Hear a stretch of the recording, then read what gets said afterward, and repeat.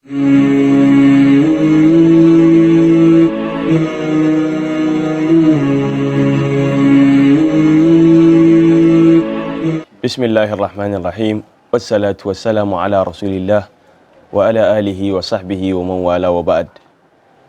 Barkanmu da shan ruwa, fatan mun sha ruwa lafiya, Allah ya karbi ibadunmu.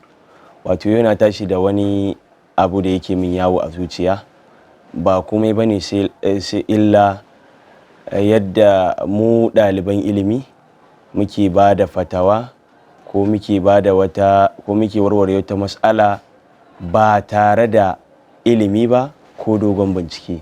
Allah subhanahu wa ta'ala yana faɗa a cikin alkur'ani mai girma cewa wala taqfu ma laysa laka bihi ilm. Kada ka dinga bibiyar abin da baka da sani ko ilimi a kansa, domin kai a matsayinka na mufti mai bada fatawa ko mai warware wata mas'ala, kai wakili ne na addini, kana magana ne da wakilci na addini.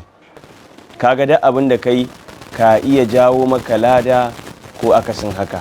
Shi yasa akwai wani hadisi da Abu Dawud ya fitar daga Abi Huraira, Allah ya yarda da shi, manzo Allah tsira da aminci Allah su tabbata a gare shi, yake cewa man uftiya bi ghairi ilmin kana ismuhu ala man aftahu.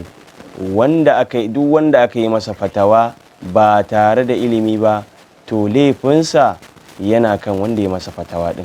Kaga kenan kai masa fatawa ba daidai ba, idan ya je ya aikata kuskure ya dogara da kai, to lallai kai ne kake cikin zunubi, wa iyazu billahi.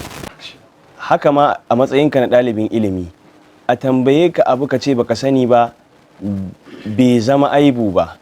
Shi yasa wani mawaki yake cewa wa idza su'ilta bima jahilta fala takun mutahaziqan mutasarri'an bi jawabi, al ilmu bahrun la nafada lima'ihi kam qala la adri ulul albabi, la ilma indi laysa aibun qawluha al aibu an yufta bi ghairi sawabi.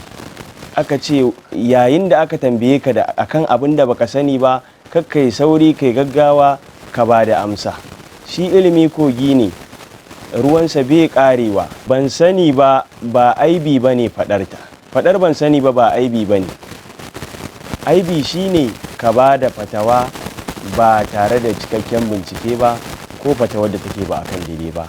Yan uwana ɗalibai, mu gyara da abin da za ka yi, ka tabbatar ka yi bincike mai kyau, kuma ka bada daga hadisi ingantacce ko kuma aya wadda ta zama cikakkiya. Wassalamu alaikum wa rahmatullahi wa barakatuh.